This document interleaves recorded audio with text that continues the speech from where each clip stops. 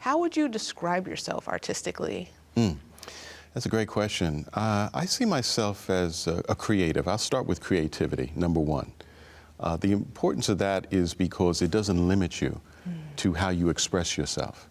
And so I can work in a variety of different media, whether it's digital or whether it's paint on canvas or illustration.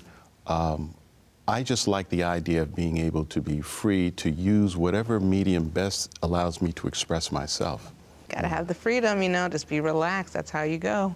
So what about themes of your work? Like, does your work follow a certain theme, or are you inspired by any outside influences that show within your work? There isn't a particular theme when it comes to my work. I would say I've been inspired by a variety of different types of art, but not only art, but also in the areas of science. For example, photomicroscopy, looking at cells, looking at things that can't be seen with the unaided eye. The idea of dots and patterns and being able to see those in nature, but also to see how those are expressed in various cultures around the world, has given me the freedom to create connections in ways that were not easily clear to me when I was very young, because I love to do cartoons. I love to do illustration, caricatures. People like Al Hirschfeld, who used to be an illustrator with the New York Times, with his beautiful lines and movement. Those inspired me.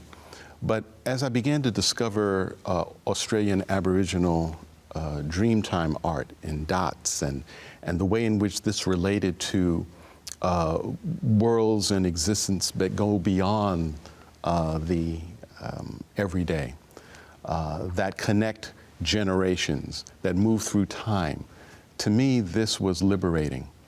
And so I find that by connecting dots, lines, science, art, and also music, because music has a very strong vibratory effect on me and, of course, people in general.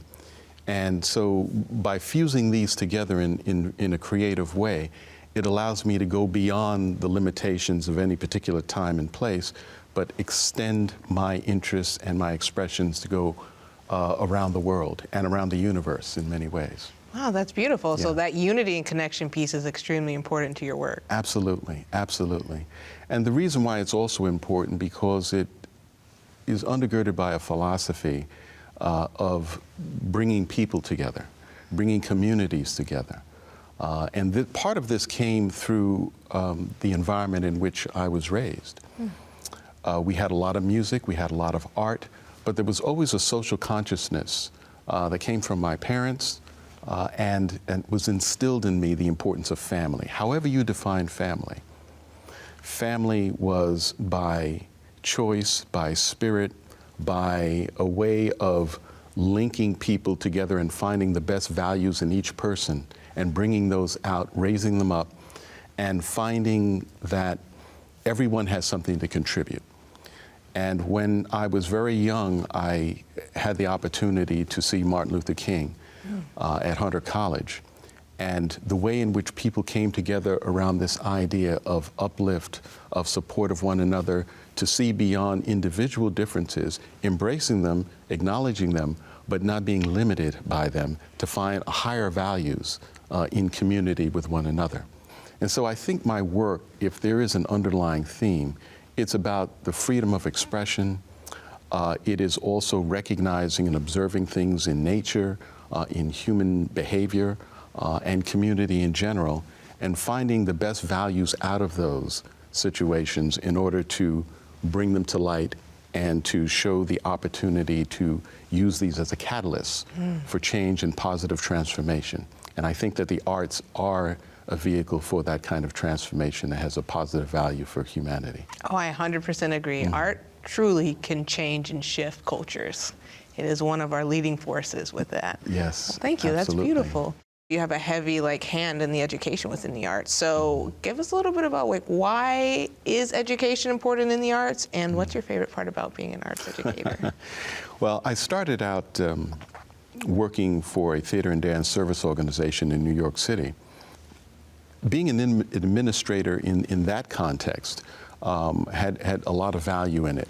But one thing that I noticed is that I wanted to do something that allowed me to use the visual arts in a way that, something that I really love, in a way that could inspire people, inspire young people. And so I was at a Brooklyn Museum retrospective of the work of Romare Bearden. Coincidentally, somebody came over to me and said, hey, there's a principal in the Bronx that's looking for an art teacher. Would you be interested? And I had completed my graduate work, and I said, yeah, I would be interested, and went up there, the interview, and that launched my academic career, you might say, my interest in education. And so I did that, and it was great because I had a chance to work with young children who did not necessarily see art as a career pathway. They were just enjoying the idea of creating.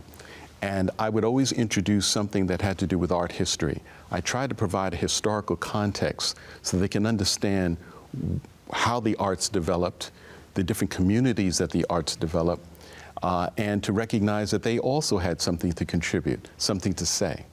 And so when my students, some of whom were some of the early hip-hop break dancers and so forth, like the New York City Breakers, and one of my students was a member of that, I would use the classroom after school to have them work on developing a spring festival of the arts.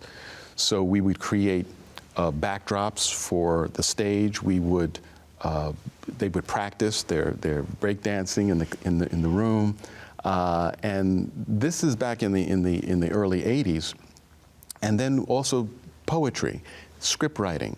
And it was an incredible coming together of various aspects of the arts, along with my colleagues, you know, who helped to work with these young people.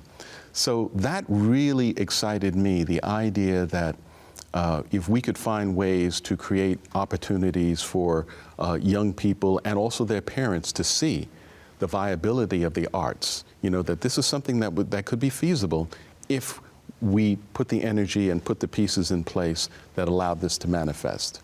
And so that's been really exciting for me. And I've continued to do that in a variety of ways. It's one of the best parts. Yes. And you're also like, tell the parents, like, look at me, I used to also be a little kid who was in the same position, who just strived to just find creativity. And now I'm a very successful artist trying to then pass it on. Yes. So it's just like, look right in front of you, who's trying to teach. Like, it's true, you really can be a successful career-driven artist. Absolutely. It's got to break that stereotype. So I know you're involved with Black Dimensions Art in Hamilton Hill. Want to give us a little bit of your background with those two organizations? Oh, listen, one of the things that I've really enjoyed coming to the Capital Region 25 years ago was being introduced to Black Dimensions in Art and the Hamilton Hill Arts Center. I can't say enough about the people who have been involved with those organizations. Margaret Cunningham being one of the key founders, not only of the Hamilton Hill Arts Center, Mickey Kahn as well. Both of them were part of the founding of the Black Dimensions in Art, which grew out of Black Arts Incorporated. This organization today is giving opportunities for artists who are international. They're giving opportunities for young people to learn from professionals. They are also, and specifically Black Dimensions in Art, one of the things that we've done is we've partnered with SUNY Schenectady. I developed a program called Art Through the Microscope, where the young people at Trinity Alliance did observational studies of different types of cells through the microscope. And then they did not only observational drawings, but also then a creative version inspired by what they observed. And what this did, Jade, was it gave young people an opportunity not only to be creative, but also to see the importance of science and creativity working together. Wow, that's great. Great resources there. And does Black Dimension Arts or Hamilton Hill have any events or programs coming up that you think the audience should know about? Well, I can speak specifically to Black Dimensions in Art. We have coming up a photographic exhibition at the Art Center in Troy. We have our 50th anniversary exhibition, which is going to be at the Albany Institute of History and Art. And there are many other things. And right now we're working on a documentary film in partnership with the Co-Creation Initiative at Skidmore College through the MDocs program. So we're very thrilled about that as well. Well, sounds great. Well, folks need to check Black Dimensions art out, Hamilton Hill, and your work personally. And thank you again for joining us. Oh, thank you, Jay. Appreciate being here.